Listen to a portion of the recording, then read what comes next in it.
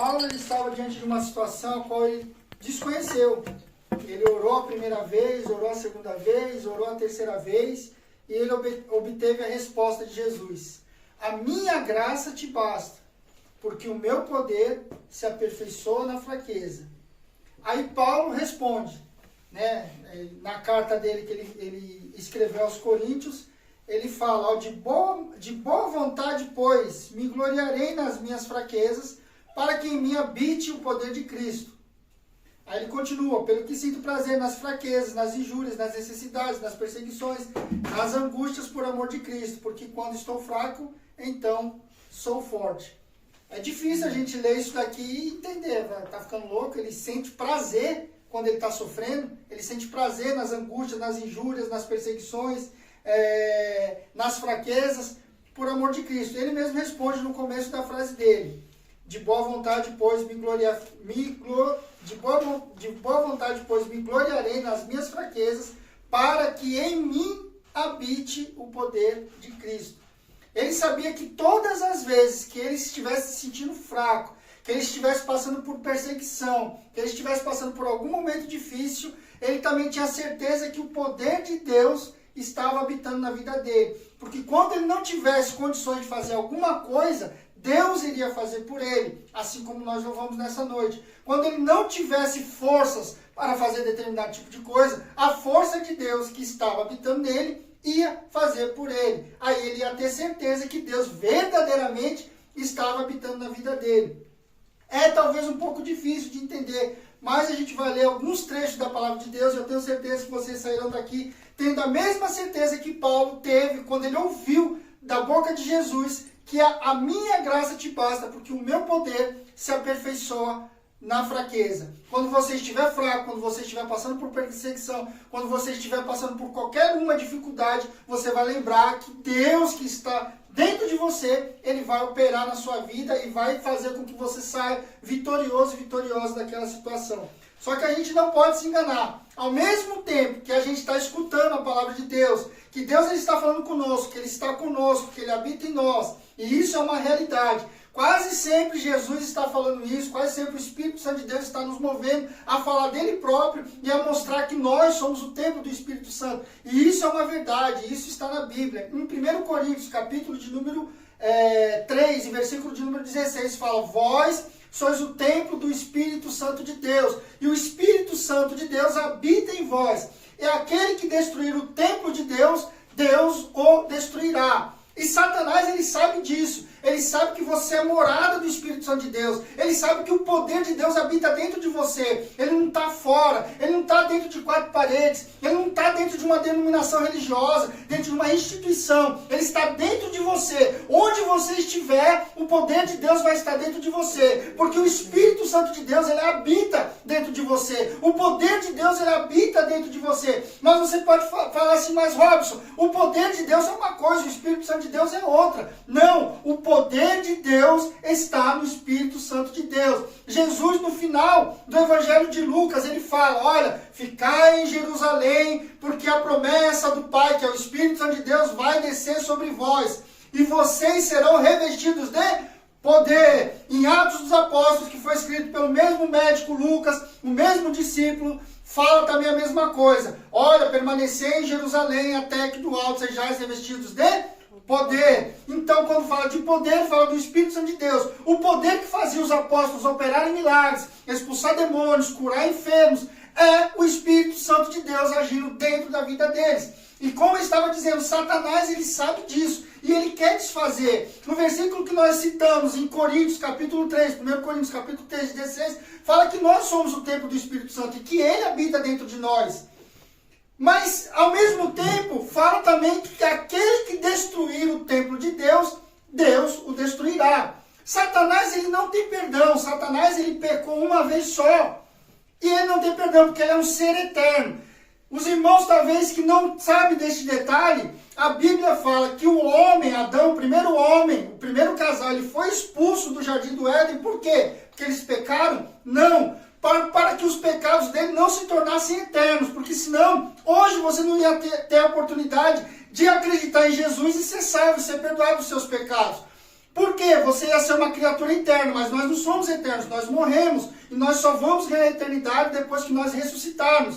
Amém? Então, para que nós venhamos a ter o perdão dos nossos pecados, foi necessário que Jesus Cristo viesse, morresse e levasse os nossos pecados quando ele morreu na cruz do Calvário. Se não fosse assim, se nós formos eternos, a gente ia ser que nem Satanás. O nosso pecado nunca ia ter perdão. O nosso pecado ia ser eterno. Mas para que o pecado do homem não se tornasse eterno, Deus, ele expulsou o homem que ele havia criado e colocado no Jardim do Éden, porque no Jardim do Éden, além da árvore que dava conhecimento do que é certo, do que é errado, do bem e do mal, existia a árvore da vida. Se o homem comesse daquele fruto, ele ia viver eternamente. E a Bíblia é explícita e clara quando fala, para que o homem não tomasse do fruto da árvore da vida e vivesse eternamente. Então Deus pegou o homem, tirou, expulsou do Jardim do Éden e colocou 2 querubins para guardar a entrada. Ou seja, a partir desse momento, nunca mais ninguém teve acesso a árvore da vida. Um dia eu e você vamos ter acesso a essa árvore e vamos comer do fruto dela e vamos viver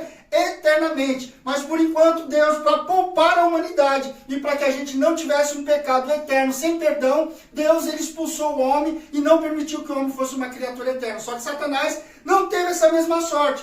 Deus, ele viu o que Satanás fez, expulsou Satanás, Satanás caiu. E eu quero ler isso aqui com vocês porque isso aqui é muito interessante. Isaías capítulo de número 14 e versículo de número 12. Diz assim. Isaías 14, 12. Como caíste do céu, a estrela da manhã, filha da alva? Como foste lançado por terra, tu que deliberavas as nações? E tu dizias no teu coração, eu subirei ao céu e acima das estrelas de Deus exaltarei o meu trono. E no monte da congregação me assentarei na banda dos lados do norte. Subirei acima das mais altas nuvens e serei semelhante ao Altíssimo. Eu pergunto para os irmãos, qual foi o pecado de Satanás? Ele fala que ele ia subir acima das estrelas. Estrelas não são Deus.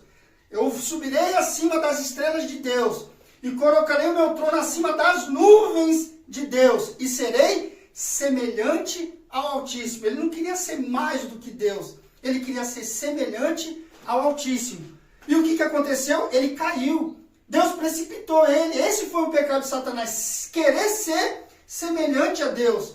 Aí a gente vai lá em Gênesis no capítulo 1. Façamos o homem à nossa imagem e à nossa semelhança. Era como se ele estivesse falando assim, olha Satanás, você quis ser semelhante a mim. E eu não deixei, você caiu. Você caiu da sua glória, da sua majestade. Mas eu estou criando um homem do barro, do pó da terra. E eu estou colocando meu poder dentro dele. E ele vai ser semelhante a mim. E ele não gostou disso. Ele foi lá e tentou Eva. E o que Satanás falou para Eva? Olha, certamente você não vai morrer. Porque ele não quer que você seja semelhante a ele, que você conheça o bem e o mal. Mas Eva já era semelhante a Deus e Satanás queria destruir isso. Deus sabe o poder que ele colocou dentro de você e Satanás também sabe. Ele quer tirar isso, ele quer impedir que você coloque a mão sobre o enfermo e ele seja curado. Ele quer te proibir que você coloque a mão numa pessoa e expulse um demônio. Ele quer te proibir que o poder que existe dentro de você faça milagres, prodígios e maravilhas. Ele sabe disso e ele quer atrapalhar isso, ele quer que você não entenda isso, que você não saiba dessa verdade. A ciência hoje diz que você é a evolução do macaco, mas a palavra de Deus diz que você veio do barro. Deus, ele pegou o barro, fez um homem ali, um boneco, soprou nele o Espírito de Deus e o homem foi feito alma vivente. Satanás, ele não quer que você saiba disso. Satanás, ele não quer que você saiba que você é semelhante a Deus, porque você hoje tem a oportunidade, mesmo sendo uma criatura mortal, de ter o poder de Deus dentro de você. Aleluias! Isso é uma coisa extraordinária, irmãos. Isso é uma coisa que vai além do entendimento de qualquer um que estude a vida dele inteira, de qualquer um que tenha ciência dentro de si. Deus, ele colocou o Espírito dele dentro de você para habitar em você, para estar todos os dias com você, para que você, louvado seja Deus, carregasse esse poder todos os dias da sua vida. Ele não gosta disso. Ele não sei, talvez ele se descabele, ele range os dentes quando ele vê uma pessoa que é mortal. E ele chama de macaco. Nós não somos macacos, nós somos a imagem e a semelhança de Deus. Ele quer destruir a semelhança semelhança que nós temos de Deus. Ele quer destruir o templo que é você, para que você não tenha esse poder dentro da sua vida. Louvado seja Deus. Mas Deus, Ele nos fala e nos deixa bem claro em sua palavra. Talvez é muito difícil, um pedaço está lá em Gênesis, o outro pedaço está lá em Isaías, o outro pedaço está aqui no Novo Testamento, em 1 Coríntios, em Atos dos Apóstolos, e às vezes a gente não consegue juntar esse quebra-cabeça, mas o Espírito Santo de Deus que habita dentro de você, que habita dentro das nossas vidas, Ele nos revela, Ele nos deixa entender a palavra de Deus e nos faz compreender que nós somos semelhantes ao Altíssimo. Aleluia. Amém.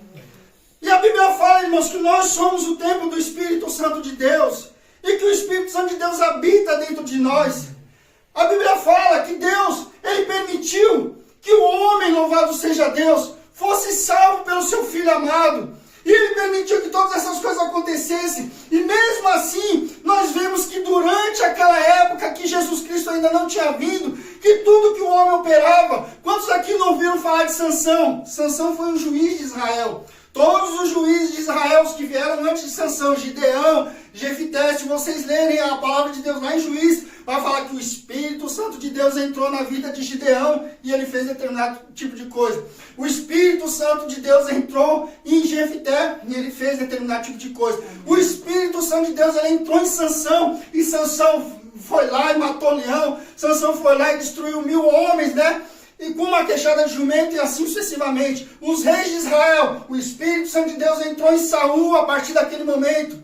O Espírito Santo de Deus entrou em Davi a partir daquele momento. Só que nas nossas vidas é diferente. O Espírito Santo de Deus, ele entra na sua vida e ele nunca mais sai. O Espírito Santo de Deus entrou na vida de Saul e saiu da vida de Saul. O Espírito Santo de Deus entrava na vida daqueles juízes e saía da vida deles. Mas o Espírito Santo de Deus, a partir do momento que você quer, que você convida e que você deixa, ele entra na sua vida e ele nunca mais sai. E quando você precisar, quando você mais precisar, ele vai agir na sua vida e Deus, ele vai manifestar o poder dele na sua vida. E aí nós chegamos na palavra onde nós lemos, irmãos, que fala que a minha graça te basta. Qual é a graça de Jesus que está nas nossas vidas? A graça de Jesus que se manifesta nas nossas vidas é o perdão que nós temos dos nossos pecados. Nós somos pecadores, nós já nascemos em pecados, nós já fomos vendidos para o pecado. Mas a partir do momento que você se arrepende dos seus pecados e deixa o Espírito Santo de Deus entrar na sua vida, os seus pecados são perdoados. Então isso não é porque você merece, você não merece, porque você é de fato um pecador. Mas a graça de Jesus Cristo, ele faz você ser merecedor. Graça significa isso, é um favor que é dado para você que você não merece. Eu não mereço, nós não merecemos, mas mesmo assim, Deus, ele perdoa os nossos pecados, ele nos dá o Espírito dele para que habite dentro de nós, para que esteja dentro das nossas vidas. Então isso é uma coisa gloriosa, irmãos. E Paulo, ele começa a entender isso. Olha, a minha graça te basta. Você perseguia a igreja, você mandava matar, você mandava prender. Agora você está do outro lado, por causa do espinho que está na sua carne, você está reclamando. Paulo, a minha graça te basta, porque o meu poder está se aperfeiçoando na sua fraqueza.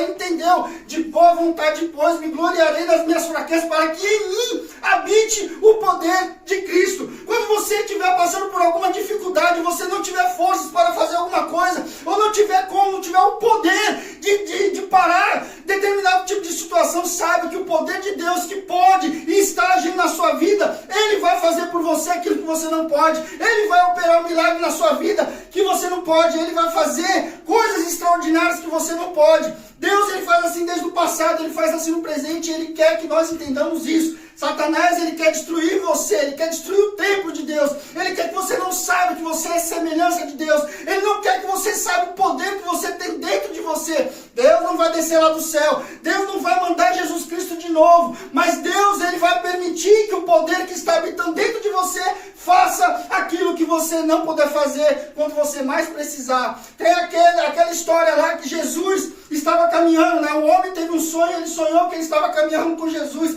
e para cada acontecimento da vida daquele homem, era deixado 2 pares de pegadas na areia. E ele notou que nos momentos mais difíceis da vida dele, era deixado somente 1 par de pegadas. Aí ele olhou para Jesus e perguntou: mas Senhor, por que nos momentos mais difíceis da minha vida o Senhor me abandonou? Aí Jesus respondeu para ele: filho, eu nunca te abandonei. É porque justamente nesse momento que você mais precisou, eu te carreguei nos meus braços. Ele nunca vai te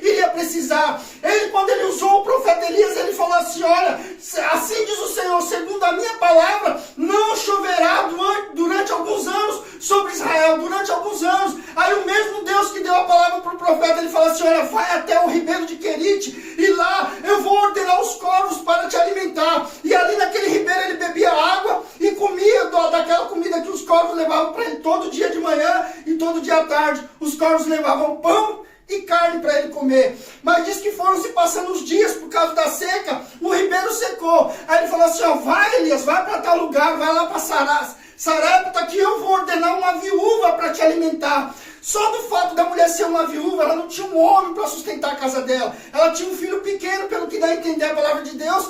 E como que uma viúva iria sustentar o profeta Elias? Mas ele vai até aquela casa, ele pede água para aquela mulher. E quando aquela mulher traz água para ele, ele fala assim, agora você vai lá, faz um bolo para mim e traga para mim. Ela falou assim, ó Senhor, eu estava pegando esses gravetos aqui para fazer um bolo para mim e para o meu filho, e nós íamos comer e morrer. Como que uma viúva, numa seca que estava durando 3 anos e meio, iria dar de comer para o profeta de Deus? Aí o profeta falou assim, vai, faz conforme você falou, traz primeiro para mim, e depois você faz um para você, e seu filho vai comer. E eu te digo, assim diz o Senhor, a comida, a farinha não vai acabar, e o azeite não vai faltar, até o dia que o Senhor mande chuva dos céus. Aí eu pergunto, o que foi isso? Foi o poder de Deus que estava na vida do profeta. Ele não podia dar de comer àquela mulher, e ele estava pedindo para aquela mulher que ela desse comida para ele. E ele foi beneficiado por aquela mulher que iria comer e morrer, ela comeu todos os dias, até quando Deus mandou chuva de novo para a terra de Israel. Eu quero dizer, quando você estiver mais precisando, vou repetir de novo, não sei se ele vai mandar um profeta, não sei se vai ser através de uma palavra, de um louvor ou de um sonho, mas Deus, ele vai te dar o livramento, ele vai fazer aquilo que você não pode fazer, porque dentro de você, dentro das nossas vidas, habita esse mesmo poder. Deus, ele não mudou, Deus, ele é o mesmo ontem, hoje e será, ele é eternamente, irmãos, ele nunca vai mudar. Amém? Vamos orar, irmãos, nesta noite. E eu quero que você saia daqui de posse dessa palavra. É uma palavra curta, mas eu tenho certeza que o Espírito Santo de Deus, ele vai fixar ela na sua mente e no seu coração. Aquele homem, irmãos, ele não tinha mais o que fazer. Já é uma grande... Já pensou, eu vou para um lugar isolado e um urubu vem trazer carne e pão para mim todo dia de manhã e todo dia à tarde? Isso já é um milagre, já é o poder de Deus manifesto. Aí eu chego numa casa de uma pessoa pobre que não tem o que comer, ela dá de comer para mim, e a comida, um pouquinho de comida que ela ia comer, ia morrer, dura 3 anos e meio. Isso é um milagre, irmão. Se Deus, ele faz isso. Jesus, ele fez a multiplicação dos pães e dos peixes. Os apóstolos de Jesus fizeram milagres, prodígios e maravilhas. E todas as vezes que os apóstolos iam e operavam um grande milagre, a Bíblia faz questão de dizer... Paulo, cheio do Espírito Santo, fixou os olhos nele e falou, fique cego agora e não veja mais a luz do dia. E aquele homem ficou cego. Levanta e anda em nome de Jesus. Aquele homem levantava. Pedro chegou cheio do Espírito Santo e falou, Tabita, levanta-te. E ele ressuscitou uma menina. Tudo pelo poder do Espírito Santo. E esse mesmo poder, ele está habitando na sua vida hoje. Isso aconteceu no passado. Isso aconteceu na época dos apóstolos. E isso pode acontecer na sua vida também. Quando você mais precisar, Deus, ele vai manifestar o poder que já existe, já está dentro de você. Amém? Vamos orar.